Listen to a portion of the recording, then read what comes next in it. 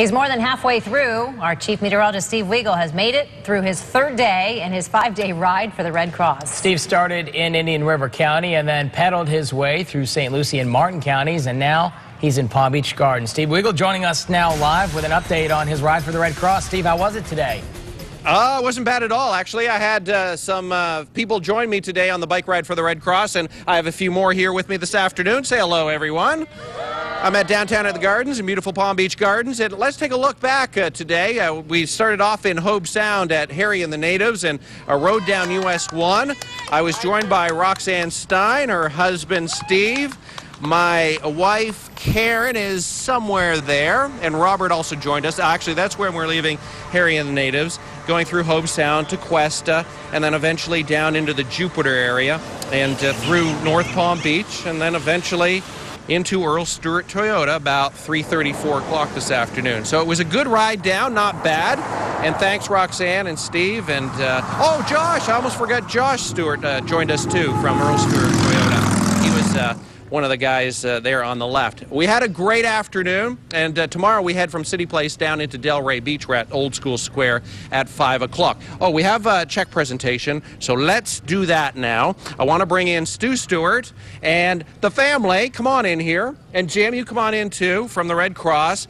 It's a check presentation for, whoa, how much is this? $5,000. How much? $5,000. Whoa, $5,000. Yeah. Thank you so much. Stu, thank you so much for supporting the Red Cross. Your family and the business have been incredible the last few years, buying the bike. That's what one of the old bikes Josh was riding today.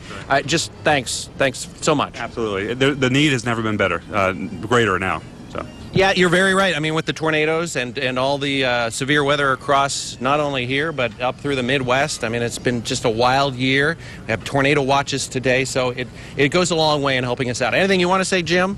Just on behalf of the entire Red Cross organization and the board, we really appreciate all you're doing. There's a lot of need out there, and the support's terrific. We appreciate all you're doing, too. All right. Let's hear it for Earl Stewart Toyota and all the family. Now, I understand you guys have an anniversary tonight?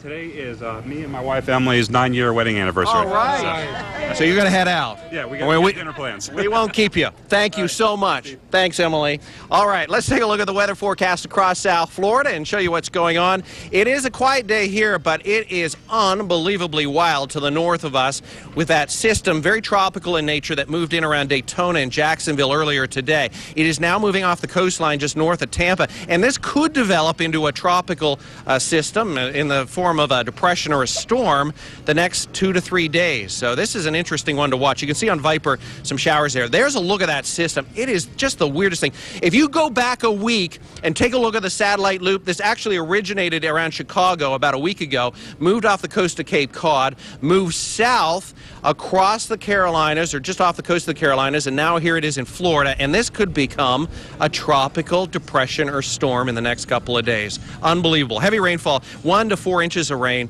up around Orlando and just a little farther north. And we're also watching this system in the southern Caribbean. Isn't this unbelievable? The first day of hurricane season, and we're watching 2 systems. This one in the southern Caribbean is still getting a lot of wind shear, but the models are still spinning it up into a depression or storm and bringing it to the south of Cuba later this week and into the weekend. So that's another area that we'll have to keep an eye on. It'd be wonderful if we just got a sloppy weather system here that didn't have a lot of wind but rain, and we could pick up some beneficial rain. So we'll keep an eye on that, and hopefully that will come true. All right, for boaters, still a brisk wind tomorrow. Seas running 2 to 4 with a moderate chop. A low tide coming up at 3 in the morning, and about 9 o'clock in the morning we have the high tide. Overnight forecast looking good. We have a partly to generally clear sky with a few isolated showers possible in 76. Tomorrow's forecast calling for mid to high 80s, low 90s inland, warm, breezy, but mainly sunny and very pleasant. The 7-day will continue to warm it up into the weekend and early next week with a sunshine on the way, but also the chance of a shower too. Not a bad weather forecast for you. Also remember, pick up your hurricane survival guide. It's hitting public store shelves packed with information. We're also hitting the Treasure Coast Mall and also Port St. Lucie. There's a Hurricane Expo going on Saturday. Both those places you want to check out if you live on the Treasure Coast and you want to get ready for the season. I'll be at both, along with most of the storm team too. Thank you very much, everyone. We're going to be back at 5:30 with more on this year's hurricane season. And the bike, of course, I want to talk about that because we auctioned that off on Friday, and we're hoping to get some more money for that. But a good third day for the ride and hoping for more great weather through the rest of the week. Back to you guys. Great job out there, Steve. Thank you. We'll see you soon.